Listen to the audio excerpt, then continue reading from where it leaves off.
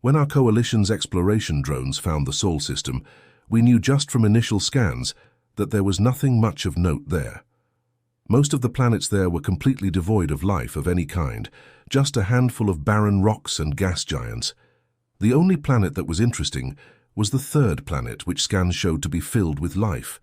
Over the next several days, our probe scouted the Earth. While it could not see much through the immense amount of space debris that littered the planet, apparently from failed launches into space, it got some intel on what was on the surface. There was a diversity of flora and fauna, an abundance of liquid water that shockingly was littered with specks of stagnant islands of debris, and a sapient species known as humans that seemed to be the cause of the somewhat common structures and the aforementioned space debris. Scans showed there to be just about 8 billion members of this race. The probe continued onwards after a couple weeks of scanning the surface. Its primary mission was to explore a newly discovered system that seemed to be rich in resources, and it wouldn't stop for some out-of-the-way planet on the edge of nowhere. Sure, the humans had realized that they could go to space, but by the amount of debris hovering around their planet, all of their attempts had basically failed. It seemed to most scientists that the humans would need another 400 years before they made ships capable of leaving the Earth, and even more to discover FTL travel on their own. We had never seen such a pitifully slow race before. Most species that tried to get to space would immediately make it their main goal to break the confines of their home planet, except the humans. Sometime later, a conflict broke between two member races of the coalition, the powerful, warlike Zanzi and the somewhat newer and much more docile Danik. Everyone knew the Danik were the victims in this war, but knew that they would face the wrath of the Zanzi's powerful military if they interceded. So the Zanzi ships easily glassed and sterilized one world, captured their other planet without so much as a sweat, and used their influence in the Senate to convince their allies and some swing races to kick the Danik out of the coalition. Nobody tried to defend the Danik. They were a fledgling member race with no representatives in the government, with few outstanding qualities to speak of. Only 10 billion members, a nearly non-existent military, which may have been part of the reason why the Zanzi invaded, and only a handful of FTL-capable ships. They were almost as pitiful as the humans, as one senator noted, and it might be best to send them to the Sol system and test the humans. It would be a waste of resources, after all, to send an actually important race and a new fleet to greet the humans. Why not use the Danik? So the 52 large Danik colony ships and numerous smaller civilian freighters and transports, all carrying their share of the 7 billion who survived the war and weren't enslaved by the Zanzi, jumped on their own to the Sol system, with no support and no turning back. Their ships were packed to the seams with refugees, people with no home to go back to. Nobody would be happy to greet them in the state that they were in, except, apparently, the humans. Several weeks went by before our second probe reached the Sol system, purpose-built to study how the human and Danik races interacted. By the time it arrived, it brought back news of what happened. The human governments of Earth, and yes, there were many of them, had accepted the Danik into their society. Their planet was teeming with construction, and about half of the ships that arrived at their destination were still orbiting space. Most of the space debris, curiously, was cleared out. It would be a while until they were fully adapted, though. Nobody could handle so many refugees at once. Except, as we found out, the humans. As the few researchers tasked with watching the drone footage saw, the residents of Earth adapted extraordinarily quickly to their new situation. They built new structures at blistering speed, utilizing massive machines that simply printed entire cities in just a few weeks. Danik freighters that once shipped cargo now moved in the asteroid belt, mining materials to build new structures and, most surprisingly, new ships. The humans had apparently learned to reverse engineer virtually every technology the Danik had to offer, from particle shields to FTL drives. Vehicles that once were wheeled or tracked were converted to hold anti-gravity nodes.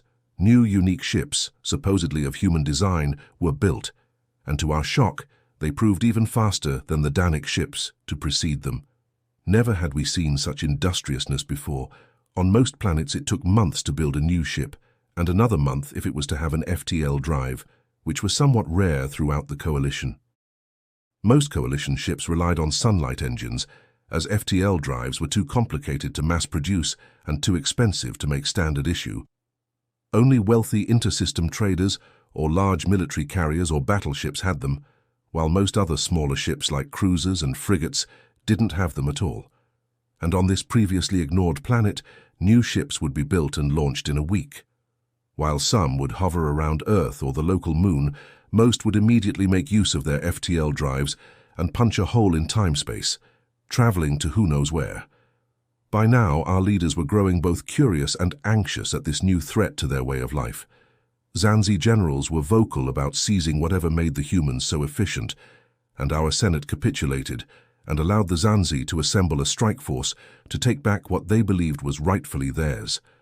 100 massive ships, including carriers, destroyers, battleships, frigates, and even a planet-killing dreadnought, all packed with enough firepower to simply subjugate another member race if they wanted. Thousands of small fighters, hundreds of troop transports and landing craft for the eventual takeover of planet Earth. A single planet against the might of a full Zanzi fleet was a pushover, no matter how prepared you were. And there was no way Earth was prepared after only a year since the Danik first appeared at their doorstep.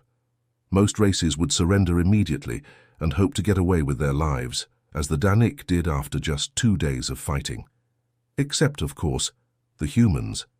As soon as the Zanzi fleet arrived near the system's largest gas giant to regroup and begin their attack, a small fleet of 12 cruiser-class ships assembled near Earth to defend their home. As the Zanzi approached the asteroid belt, the fleet grew steadily until it matched the Zanzi in size, as more ships jumped in from seemingly nowhere. And when the Zanzi crossed the belt, the human fleet sped to meet them in the middle, on a small red planet called Mars. When both forces collided, the battle was more even than anyone thought it could be. Although the Danik ships originally had poor shields and weaponry just a year prior, the human cruisers and battleships seemed to match their Zanzi counterparts. Trading blow for devastating blow. The Zanzi fleet was whittled down to 50 ships, including their flagship dreadnought and a few carriers meant for subjugating a planet, battling against 60 human cruisers and destroyers, all intent on driving back the enemy. Eventually, the Zanzi decided to retreat. The dreadnought turned away from Earth, attempting to jump back to friendly territory before it was destroyed. Before it and the remaining ships could, though, the 3 largest human carriers released a small wave of fast troop transports, numbering nearly 500, each directed at a specific Zanzi ship. While the fleet was attempting to flee, they failed to see the transports punch into their ships' hulls and lock in, before jumping away into a nearby Allied system, human marines in tow. The scouting probe watched as the human ships hovered near Mars, as if waiting for the Zanzi ships to return and renew their attack. But the Zanzi ships were gone for good. They had retreated. Never once had a Zanzi full fleet been so battered that they were forced to fall back. No race's military was capable of standing up to them in a battle and going toe-to-toe. Except, evidently, the humans. The Zanzi leaders were shocked at the defeat. An entire full fleet and 4 million servicemen reduced to quarter strength by the effort of a single planet and what were a bunch of fumbling apes just 400 days ago. There was outrage at this turn of events, and the Zanzi generals called for the flag admiral to be reprimanded, executed, and perhaps even demoted to midshipman afterwards. However, communications with the flagship dreadnought were never answered and the ship was presumed destroyed. This was even worse, one of their prize flagships destroyed. Those ships were the top of the line, and there were only 9 of them in the entire coalition. It was unfathomable. The Zanzi prepared to mobilize their entire military, since the rest of the coalition didn't want to step in for a number of reasons. Their 4 remaining full fleets combined together and prepared to rendezvous with the survivors of their expeditionary force. On arrival, the fleet admirals were in for a pleasant surprise. Their prized dreadnought was not, in fact, destroyed. It hovered in place, surrounded by its supporting carriers and battleships, all 4 massive planet-killing cannons, charged and ready. This too came as a surprise to the fleet admirals. It was standard protocol to never keep dreadnought cannons charged unless you were ready to fire. Otherwise, your ship's power would be drained, your shields would falter, and your cooling systems would eventually fail to do their job. It was too late that the 4 Zanzi admirals realized what had happened. By the time the call went out to engage evasive maneuvers, to divert all power to shields, to charge their own cannons, or to abandon ship entirely, as all 4 flagships had in the chaos forgotten to communicate with one another. The dreadnought facing them had fired its cannons with perfect accuracy. Each huge blast of energy, with the power of 1,000 nuclear warheads behind it, hit its target head-on. The force of the explosion wasn't enough to completely destroy the dreadnoughts, but it eliminated their shields, knocked out their main and backup reactors, and obliterated most of their support ships in the direct vicinity. As the 4 flagships went dark, all systems offline, the admirals watched through the glass windows of their bridges as the 60 human ships their colleague had faced in battle jumped in, turned towards the dreadnoughts, and launched waves of strike craft. 4 days later, the Zanzi signed a treaty of unconditional surrender to the newly formed Terran Union. It surrendered all of their slaves, surrendered their technology, and stated that they no longer owned the 5 dreadnoughts that the joint human-Dalek military now occupied, hovering ominously over the Zanzi homeworld's capital. Never had anyone stood up to the most powerful force in the galaxy and turned its own weapons against it. Not once had the Zanzi suffered a defeat so crushing, a defeat that would never again allow them to be as mighty as they once were.